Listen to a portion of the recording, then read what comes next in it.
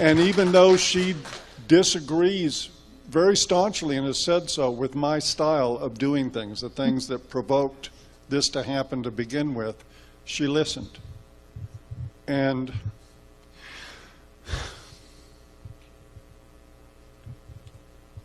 the first time I heard it, I saw it, I cried.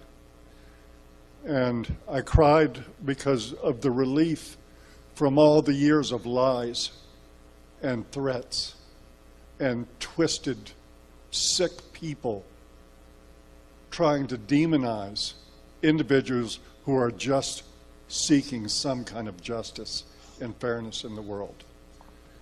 And then I cried more because I recognized she was speaking for all of you. It wasn't about me. She made the most poignant, powerful statement about men's issues that exists. And for that, we all owe her dearly. Thank you.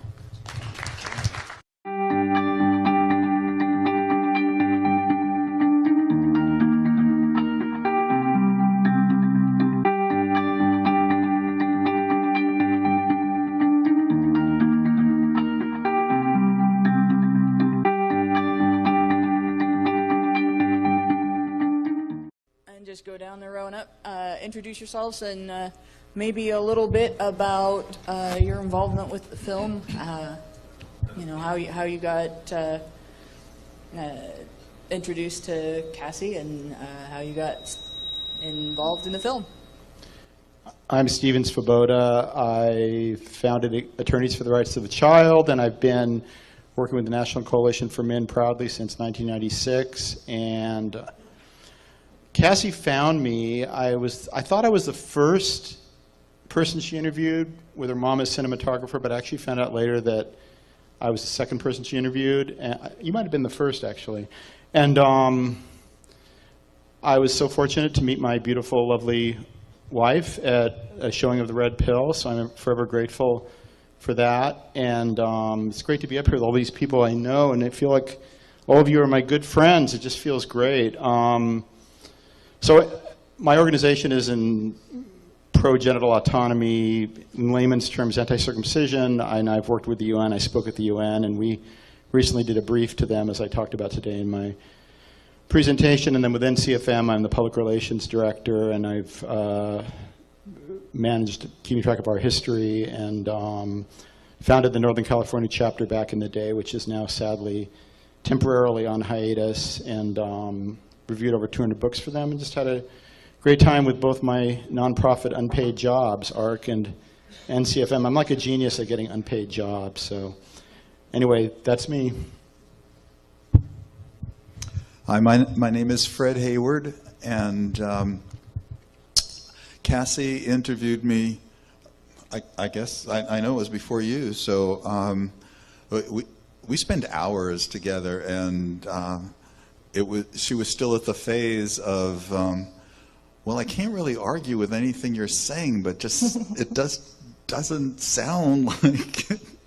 But we talked a long time and had a wonderful time with her and her now husband, Evan.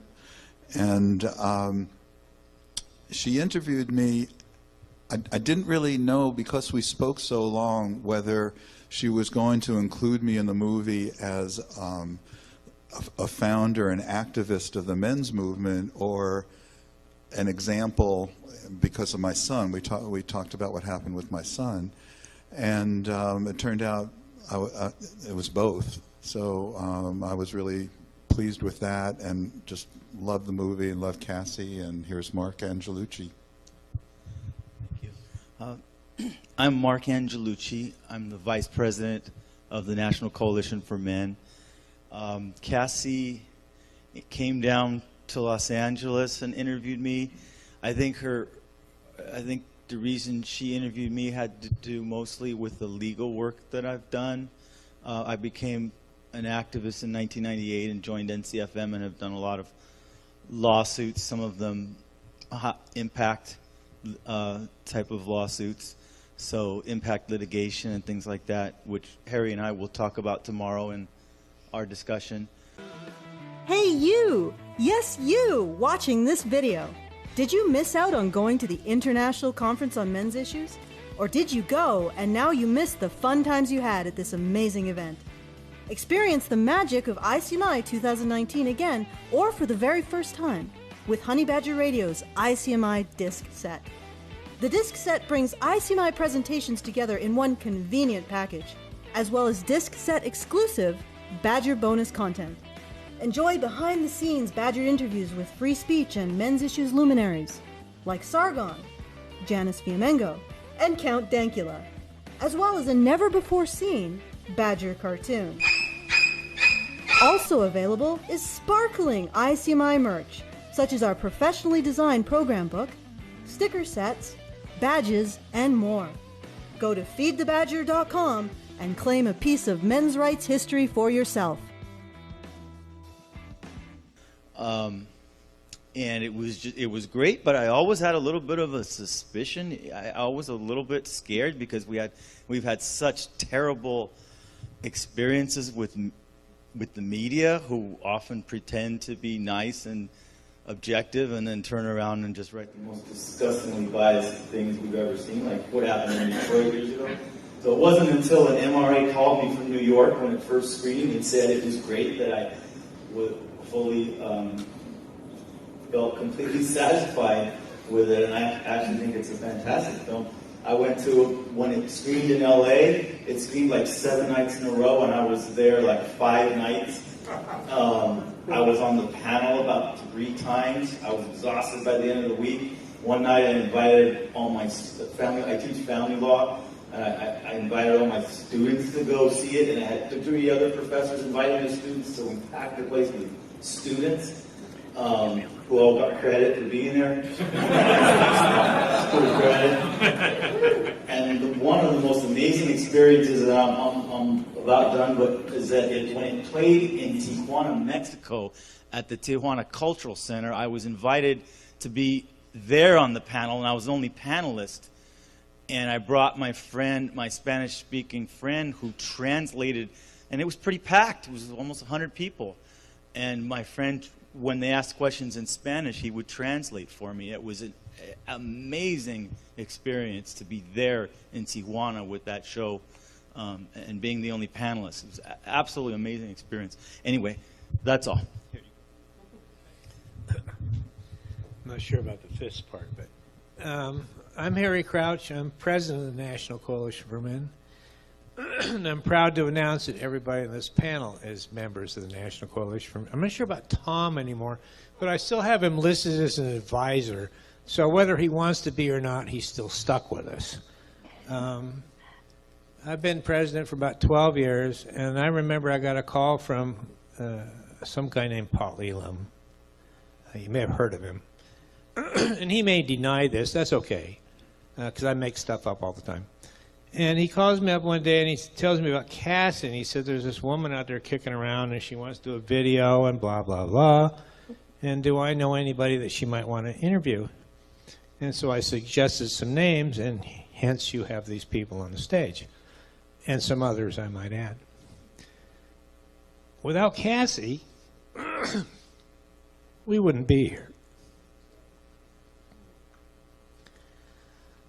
I don't know how big that is, but it's huge. And I fell in love with her mother, who I always kid her about. And they were filming in our office, and Nina, her mom, got right in my face. I'm sitting in my chair, and she got right in my face, and she says, "Harry, you know we're both feminists." And I said, "Well, that's okay." And here we sit. Because of her. So thank you, Cassie.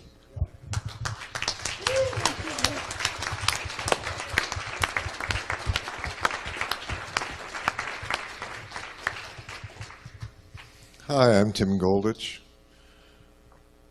I'm one of those that was that Cassie interviewed because my good buddy Harry recommended me to her. And I came along late in the game. I didn't really make the cut of the film. I'm on film for, I think, 11 frames. But Cassie was don't know, we hit it off really well, and she kept me in the cast, so I'm officially a member of the cast of the film, even though I play Mr. Alternate Perspective, I think is the credit I get. And I premiered The Red Pill here in Chicago at the MKP Men's Center. I just put it out there, like some kind of Facebook Evite, you know, and a little blurb like in the local Reader, and it was incredible. Like, there was a very large room, and it just packed. It was like 150 people came to see this film. And I consider it the single most convincing.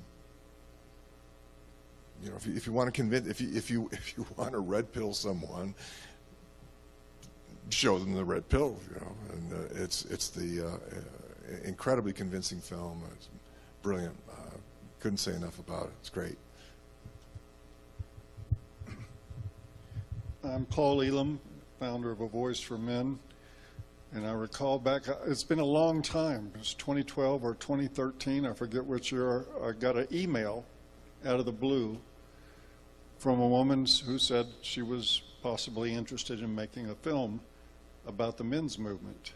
And I just sort of dismissed it, to tell you the truth, because I get occasional emails from students that want to do documentary projects and things like that, and I'm sorry, the fist rule. And so I didn't give it another thought. I said, yeah, sure, whatever, and went on about my business. And she wrote back a while later. And then I sort of took notice and started looking into the work that she had previously done and found out, wow, okay, she's a serious filmmaker. And so I decided to go for it, thought it would be okay, and I had people screaming at me in all directions, don't do it. Do not let this woman in. She is going to crucify you. She's going to crucify the men's movement. And as I understand the real story behind the scenes, that's pretty much what she had in mind.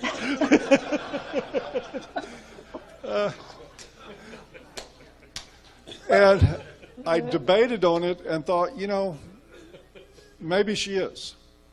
Because as Mark pointed out quite rightly, that's our experience with the media. They lie, they twist, they distort everything. And I thought, well, if she's going to go through making a film and interview a lot of people, maybe she will do a hit job. But damn, she's going to get an earful before she does. And guess what? It turns out that unlike most of the media, Cassie J is a human being with integrity.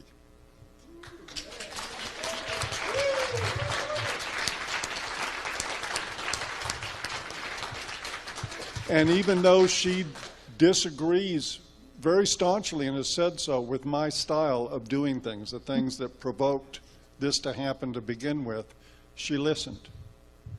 And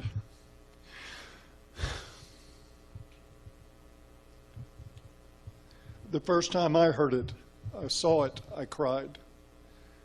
And I cried because of the relief from all the years of lies and threats and twisted, sick people trying to demonize individuals who are just seeking some kind of justice and fairness in the world.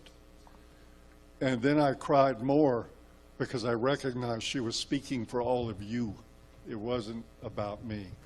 She made the most poignant, powerful statement about men's issues that exists. And for that, we all owe her dearly. Thank you.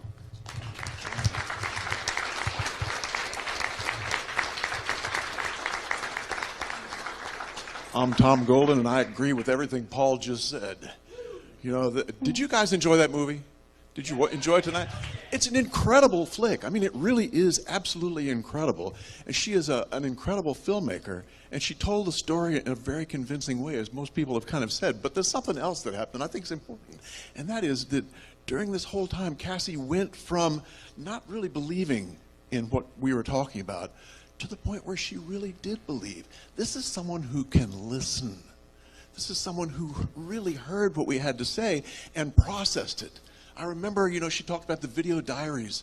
And I said, Cassie, yeah, keep doing the diaries, because the diaries were kind of telling her how her change was happening, how she changed as the movie was progressing. It's fascinating stuff. So I'm proud to have been a very small part of this beautiful, beautiful movie, and that's enough out of me. How many of you have not seen the movie? Have you all seen it? Oh, good. I'm just going to take it because otherwise I'm going to be too far away from it. But actually, I think what we probably ought to just do is go ahead and take questions, because that's what I think we're all here for. So, yeah, if people want to form a line.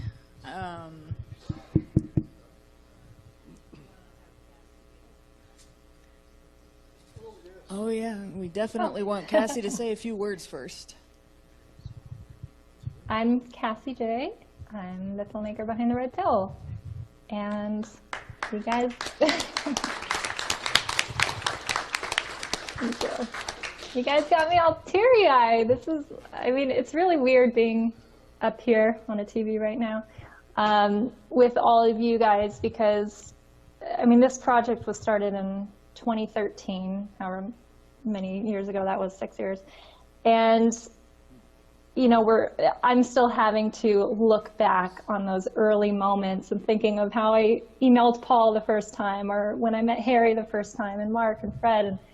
And I mean, it was a really long time ago, and it was the video diaries that helped me remember how far a different way I was starting this journey. I'm really glad I kept that video diary, and that was the last thing I chose to include in the film. Because I really didn't want to be a part of it. A lot of documentary filmmakers tout the fly-on-the-wall approach as being the most cinematic and artful and the type of film that wins Oscars, sort of thing. So I was planning on doing a fly-on-the-wall approach, showing men's rights activists being misogynist, and I thought that was going to be my big break, was exposing the women haters in the world who are perpetuating rape culture. And Paul, you're right that I guess, you know, all the fans of A Voice for Men who are telling you don't do it, they did have good reason to believe that it was going to be a hit piece. And of course, now I've seen that with how I've been slandered by the media and all the times that I went to do an interview that didn't turn out the way I expected it to. So, you know, I completely understand your trepidation, but, you know, ultimately why I thought I was going to expose men's rights activists as misogynists was because I truly believe that's what you were. And if men's rights activists were all women-hating misogynists, then, and I always want to follow the truth in my documentary filmmaking, then I would have been proud to expose that and release that film. But sure enough, reality wasn't the way I thought it was, and so The Red Pill came out the way it did. But, you know, I had no idea that I was going to be embarking on a journey that not only would change my career forever, but change my personal life forever, that I cannot see the world the same way again. And that's why it is called The Red Pill, as many people want to hate on that title. I totally understand. It's been conflated with a lot of different things that are not what I was trying to show and represent in the film. But I do believe that the media's kind of, what do you call it, when they co-opt something, like try to take a term or a word and make it into something else, I think they upped their game on trying to demonize the term the red pill after the red pill came out. And I actually do have analytical data on that to prove that they did start posting the red pill term alongside racist, misogynist, homophobic, women haters, bigots, white supremacists, right after the red pill started to reach the masses. And it exploded worldwide. I mean, I don't usually go around bragging about how well the film did, but it did do really well. And I think the reason is because it affects people all around the world. It's not that I'm a great filmmaker. It's not that you know, it had nice color correction or good music or whatever. It's because the stories and the ideas and the ideological reframing and looking at the world in a new way and realizing, hey, all these stats don't add up with this gender belief system that we have been supporting in academia and in the media and gender studies and all that. So something doesn't add up here. Let's look into that, because if the data doesn't support the belief system, then maybe we need a new belief system. So it has affected people all around the world in all different types of languages, because the film has been pirated in pretty much every language you could think of. And I'm okay with that, because I want it to get out to all the different speaking territories. But I'm just really grateful to have supporters like you, have all those panelists on the stage who stand behind the film. I mean, that's a documentary filmmaker's greatest dream or worst nightmare, that the people you interview could either be for or against the film. And I've seen so many subjects of documentaries then go out and speak against the documentary, saying it was manipulative editing, and that's not what I said, and that's not what I meant, and they made me look a certain way that I wasn't. And I haven't seen anyone in the red pill say that. Well, maybe Michael Kimmel, but you know. But pretty much for the most part, all of you guys have supported this film and knew that I was always, you know, I wasn't acting out my video diaries. I wasn't trying to show the most salacious people on screen or get them in a moment of misspeaking what they actually meant. But if the misspoken words sounded misogynistic, then to amplify that as a soundbite.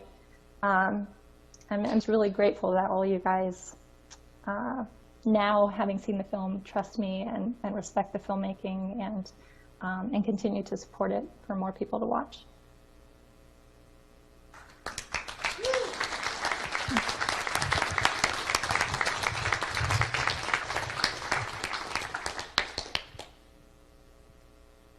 Well, thank you very much for, thank you very much for taking that journey. This was something that I'm just going to point out, because I've been asked this a lot. Why weren't you in the film? And I wasn't in the film because I had to remain anonymous at the time. At that time, my family was under threat because of a case that I was a witness in. The other side of the case had said they were going to false report us to Child Protective Services because I was testifying on behalf of a falsely accused man.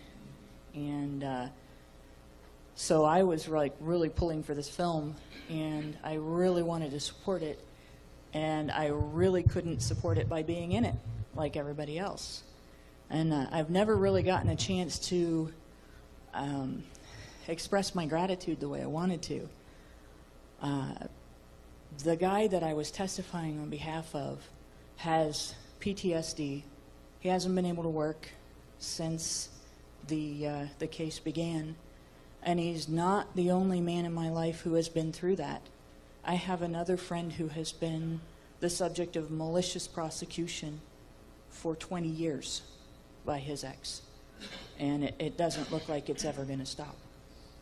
And so when Cassie J's film came out, it really meant a lot to me, because as a witness to this, and as a person that's been close to men who have been through living hell through the court system, just seeing something that makes other people aware that this is happening and that there's hope that maybe we can put a stop to it,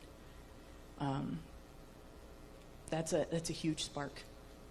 So thanks, Cassie. And with that, I will start the questions. So whoever's, Alice, is Allison here? I can't see. Are you? Oh, good. Okay, then Allison better introduce yourself as well. My name is Allison Tiemann. If you weren't part of the intro this morning, I am the founder of Honey Badger Radio, and actually, yeah, no, it was founded before, after the start, Cassie's start of this particular journey.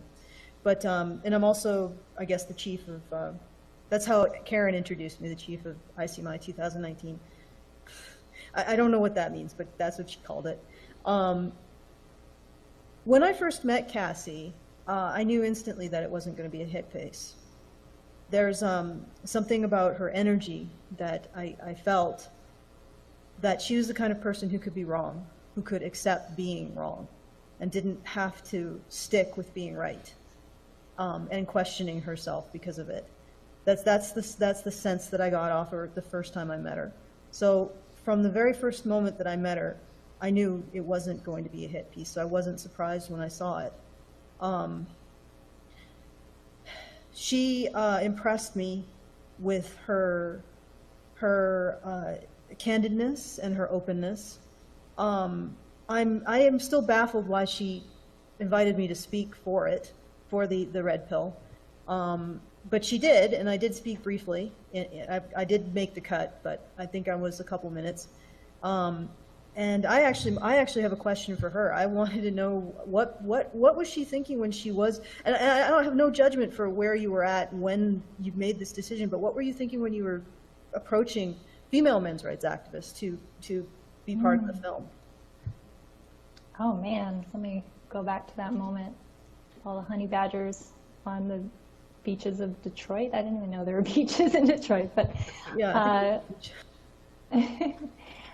Gosh, I mean, I do, this sounds like a canned response, but it's absolutely true. I was expecting you all to be women haters, but like internalized misogyny wasn't that well known as it is now, but back in 2014 when I met with you guys, it wasn't as, printed in the media and talked about as it is now. So I didn't think internalized misogyny, but I was thinking of the concepts behind that these are women who don't like being women and they would prefer to be men, and they're maybe trying to get male attention, and all the typical things that the mainstream media says about women within the men's rights movement. So it was really shocking when I spoke to each and every one of you for many hours. I don't know if you remember, we were on the beach, but then we also went and had drinks later at night, and we were like filming till the sun went down, and it got really casual, and we were just talking like friends, like old friends for a while, and I kept thinking, oh, they're gonna slip up, they're gonna drink a little too much and say what they really mean, and all the arguments you made could stand up to scrutiny. So, I mean, you really just blew me away. I'm sure you mean all Karen and everybody. But thank you for that. I'll take the thanks. I'll take it. You too, Allison. You too. Definitely you too. But yeah, thank you for making the film, and thank you for being honest and being, like I said, letting yourself be wrong, because that takes a lot of courage. It takes a lot more courage than people realize. I wish it was applauded more. Thank you.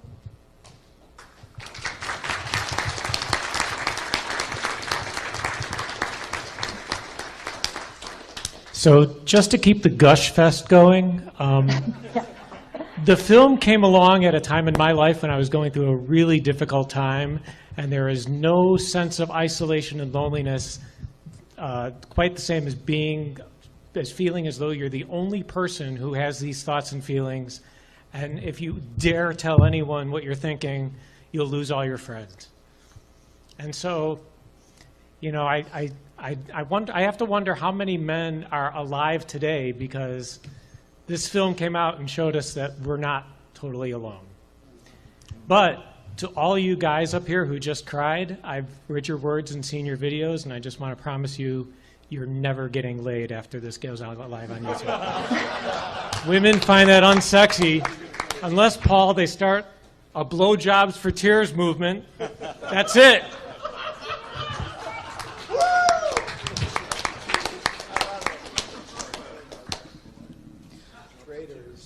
I want to make a comment as well, if that's okay.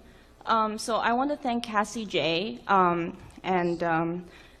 What you've been through was something similar to what I've been through. I was also a hardcore feminist. I grew up, I'm actually from California, the San Francisco Bay Area.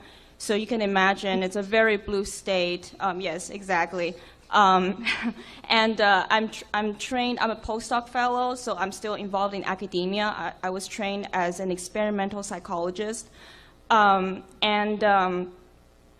I saw your film, I also cried because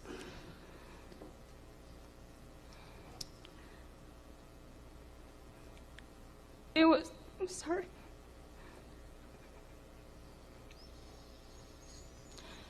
It was such a beautiful presentation of somebody who applied the proper research method, because that's something I care a lot about. I care about the truth. You apply the proper research method and you change your mind. And it dispelled the myth and the thinking that no feminist could ever change their mind. No one who's ideological before could ever change their mind. And especially a woman feminist. And that, and there's a question going around that why would a woman do that? Why would a woman give up her privilege in society and care about men's issues? And the reason for that is there's something more we care about than our privilege. Some of us care about truth. Some of us care about human beings. Some of us care about men. And men's issues are everyone's issues. And I just want to thank you for that. And also I want to thank all the cast members for your presentation and for the way you explain things. I follow most of you here, and even though here and there I disagree with some of you, I might make comments, and sometimes there are some disagreements between us, but still, I think it was overall, I'm very thankful, and I just want to say thank you. And yeah, I'm sorry. I thought I was going to. Valerie? Could you turn it so you can see the people who are speaking? I'm sorry to interrupt. I want to say thank you very much for making this film, first of all. And I've been dealing with the kinds of issues that you addressed in the film since earliest childhood. My background is one of domestic violence that doesn't fit the standard story that Hollywood likes to tell. And it had devastating effects on myself and my sister. And when I got to be an adult, long, long time ago, I started trying to speak out, trying to convince people. And so I've had many, many decades of experience of trying to talk to people about my own experience and seeing people who are so stuck in an ideological belief system that the more facts they get about that contradict what they believe, the harder, the tighter they cling to their belief system.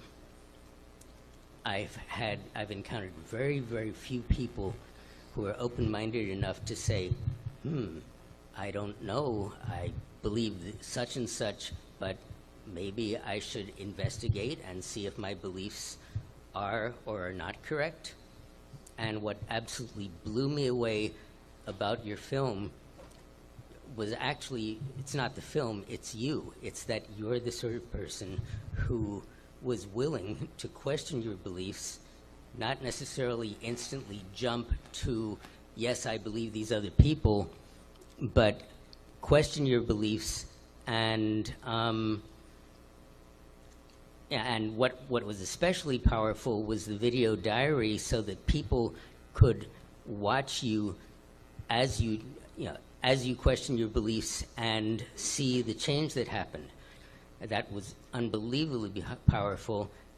And I guess my question for you, what I've been wondering is, where did this come from?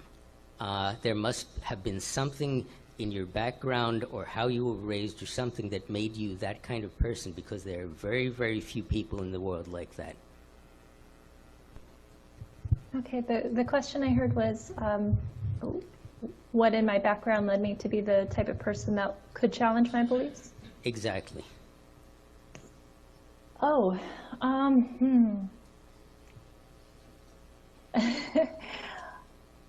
Well, this is the honest answer.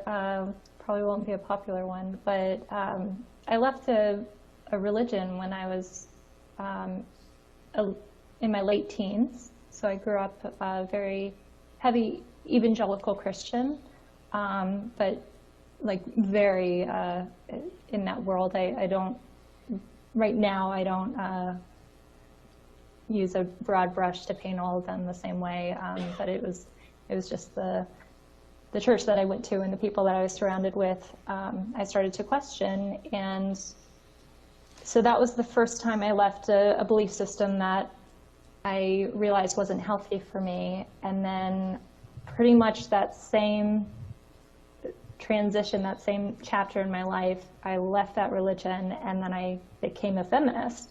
It was very traded one for the other. And then that was the next 10 years of my life was being a staunch feminist and really identifying with that community. Yeah, so I maybe that's what helped me be able to question my feminist beliefs, was because I had done it. Well, whatever it was, you definitely did something important, and thank you very much for it.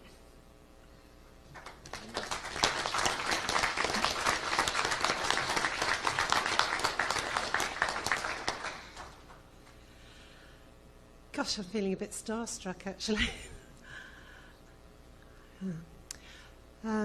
Yeah, thank you, Cassie, for a wonderful film, and all you good men for having the courage to risk, you know, what a potentially awful outcome, but it was incredible.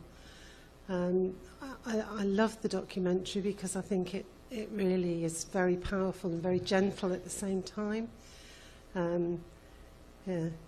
It's easy to engage with. It's a very tricky topic to talk about in other ways, but to see it presented in the documentary, I think it's so accessible, it's tenderizing. And I wanted to ask Cassie a personal question, and you may not want to answer it. I'm a psychotherapist, and I've got Parker in my name, so I'm a bit nosy. But last year at the men's conference in London, you did say that the making of the documentary had had an impact on your relationship, and I've just been really nosy and wondering if you'd be willing to share that. You said it had a positive impact on your relationship, and I just wondered if you'd be willing to share that. And if you're not, then I'll just go and take my seat. Well, I'll take my seat anyway, but... Let me see if I heard you correctly. It's just a little muffled. Were you asking how making the film impacted my personal relationship? Yes, you just mentioned it to me very briefly last year at the London conference. I'm just being nosy and a psychotherapist. If you're willing to share it, I'd really like to hear. Was I on the right category with my relationship to my husband? Is that right? Yes, yes. Yes. Yeah, Oh, okay. yeah. Sorry, it's hard to hear over here. Oh man, in every way it impacted my relationship with my now husband for the better. We've been together for 8 years now. We got married last summer, so we've been married for 1 year. And we were together for 2 years before I started making the red pill. So we met in 2011. I started the red pill in 2013. And oh my goodness, bless his heart, that man put up with a lot.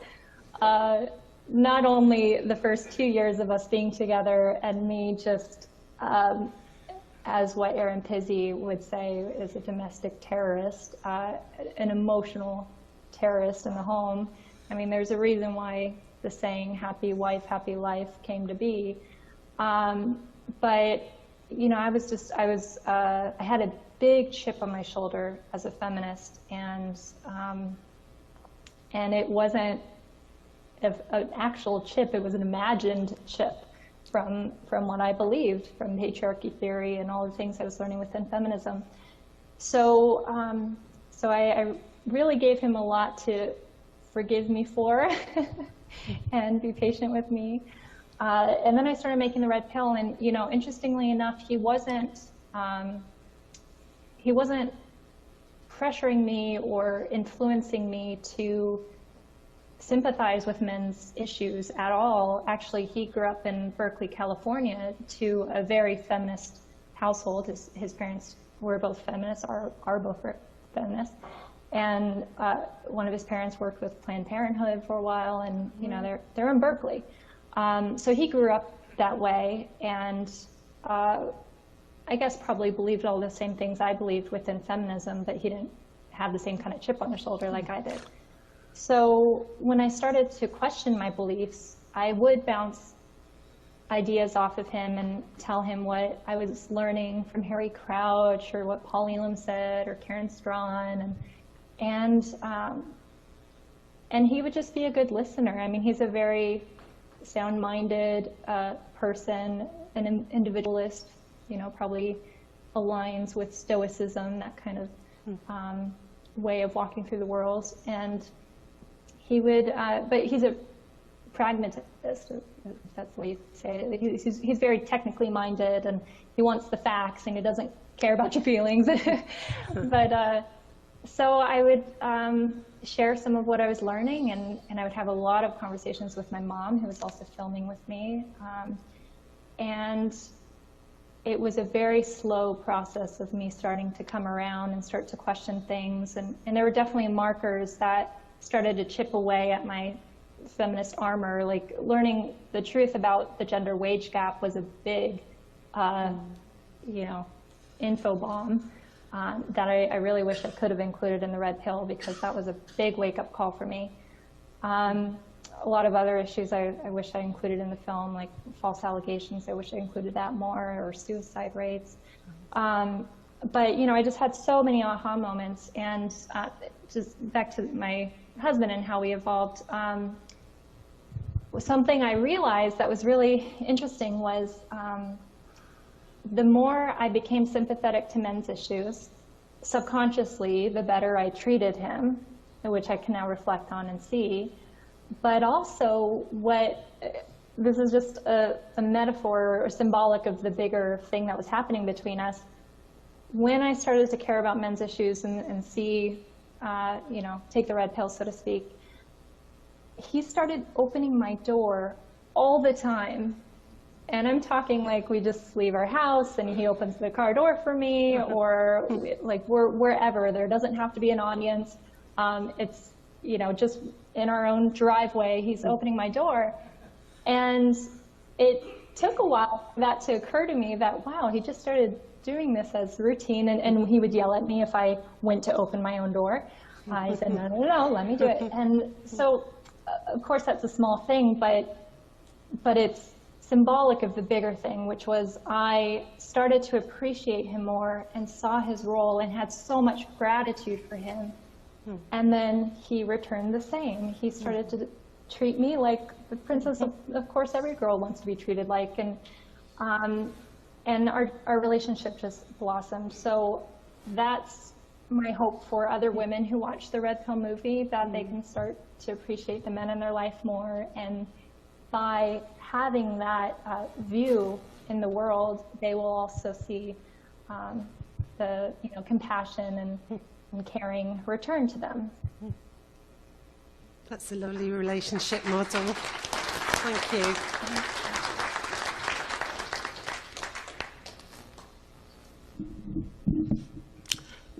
Hello. I'd like to acknowledge you for accomplishing in 2 hours what the rest of feminism combined could never accomplish, which is reliably making MRAs cry.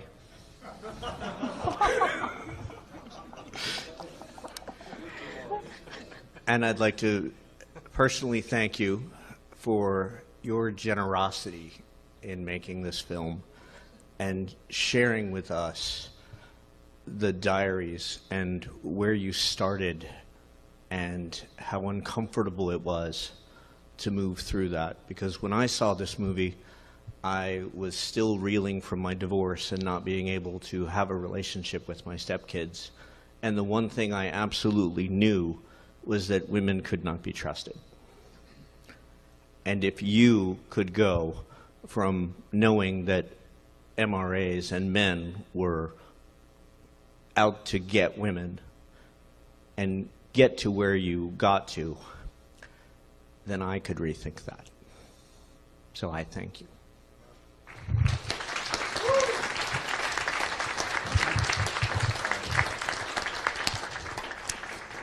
We're running out of time, and I just need to give a feel-good update to something.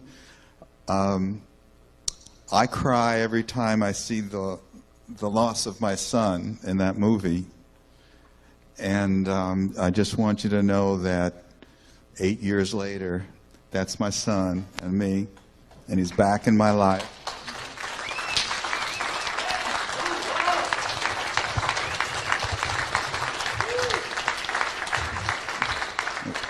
We're closer than ever. Yeah, that's right. He came to the LA screening and posted a photo of him on the red carpet with Cassie and me. And his mom saw that in Facebook and tried what used to work for her. You know, she said, "Oh, the dark force is back in our lives, and we have to call upon the shield of Jesus to protect us." And for the first time in his life, he stood up to her. He deleted her post, and he said, "I'm going to love my dad for the rest of my life."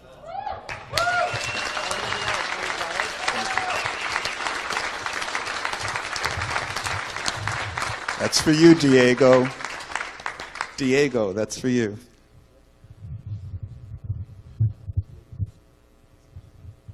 Someone was standing in line with a question and then walked back when Fred started talking.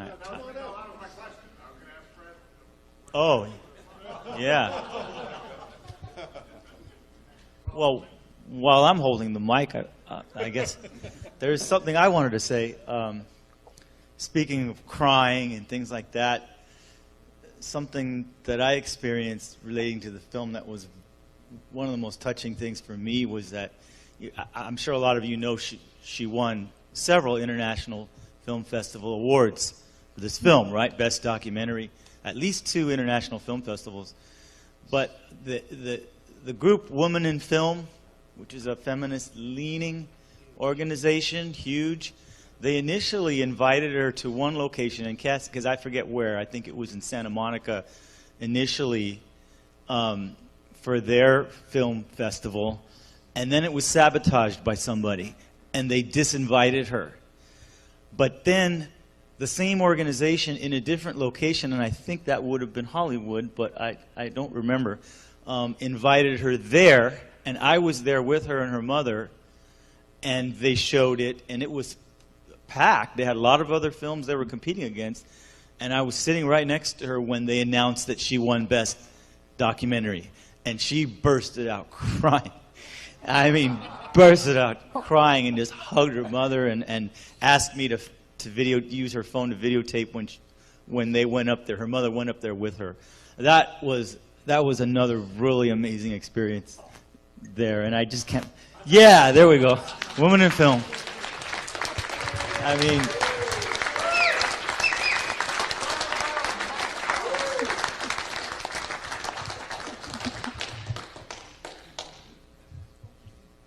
what?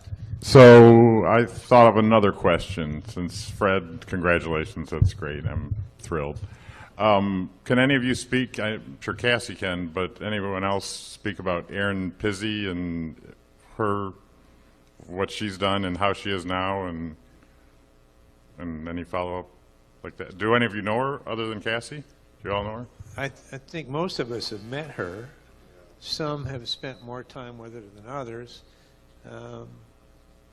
I think Cassie may have spent most of the time with her. I'm not sure about Paul, so I'm not the one to talk about. Erin Pizzey is the very definition of courage. Sorry about that fist roll. Sorry. back in 1971, when she started the first women's shelter, she actually started the shelter movement for the entire world in 1971. Didn't have shelters before Erin Pitsey. And she started a women's shelter and immediately set about starting a men's shelter. And of course, nobody wanted to fund it. Nobody wanted to help her. And then she had the audacity to report something like, and I may have the numbers not totally right, I'm sure she'll forgive me if I don't have them right, but it was something like 62 out of 100 interviews with women who were fleeing violent relationships. It turned out that those women were as violent or more violent than the men they were supposedly running from. And when she started talking publicly about this, she got bomb threats. There were protests on the street of Chiswick and other places in London, and people demonizing her left and right. She actually had to flee the country at one point to feel safe. Every time that I think about the hit pieces that have been done, for instance, on me in the media, every time I think about the hate that's been thrown my way, I just can take a minute and think about Erin Pitsey and remember that way before, you see now, being for men is almost starting to be cool. We're getting there, and before long it will be cool to be talking about men's issues. She was doing this when there was nothing but hate thrown at her. She had no allies, nothing, no people to support what she was doing, and she stood against it. That's the thing. This one woman by herself stood up to this for decades, and she's still in her 80s speaking about these issues. She is a personal hero of mine. That's what I can tell you about Erin Pitsey.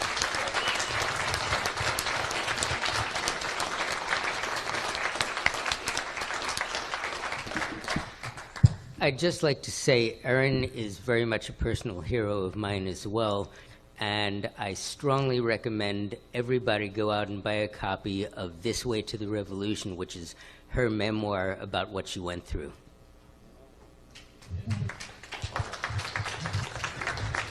I don't come out of the basement much, but Erin Pitsey's something special.